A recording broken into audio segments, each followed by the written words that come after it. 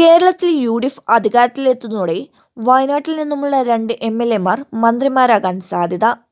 പുതുമുഖമായ ഉഷ വിജയന് കാര്യമായ സാധ്യതകളൊന്നും തന്നെ ഇല്ലെങ്കിലും വയനാട്ടിൽ നിന്നും വിജയിച്ച ടി സിദ്ദിഖ്, ഐ.സി ബാലകൃഷ്ണൻ എന്നിവരിൽ ആരെങ്കിലും ഒരാൾ മന്ത്രിയായി വരാൻ സാധ്യത വളരെ കൂടുതലാണ്.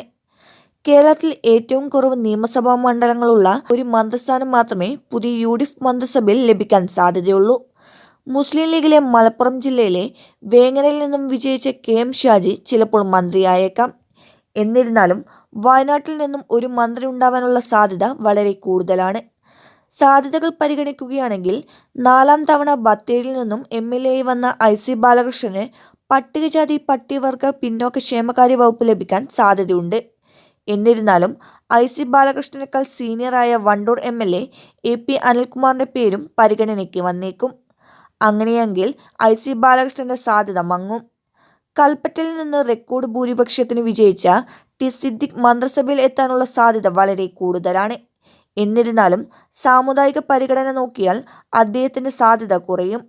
അരൂരിൽ നിന്ന് വിജയിച്ച ഷാനിമോൾ ഉസ്മാൻ, നിലമ്പൂരിൽ നിന്നും വിജയിച്ച ആര്യാടൻ ഷൗക്കത്ത്, ആലുവയിൽ നിന്നും തുടർച്ചയായി വിജയിക്കുന്ന അൻവർ സബാദത്ത് എന്നിവരുടെ പേര് മന്ത്രിസഭയിലേക്ക് എത്തിയില്ലെങ്കിൽ ടി സിദ്ദിഖ് മന്ത്രിയായി വരും. ഇവയെല്ലാം ഇനി യു.ഡി.എഫിൽ നടക്കുന്ന ചർച്ചകളുടെ അടിസ്ഥാനത്തിലാകും തീരുമാനിക്കപ്പെടുക. എന്തായാലും വയനാട് ജില്ലയിൽ നിന്നും ആരെങ്കിലും ഒരാൾ മന്ത്രിയായി വരും എന്നുള്ള കാര്യം ഉറപ്പാണ്. ന്യൂസ് 1 കൽപ്പറ്റ.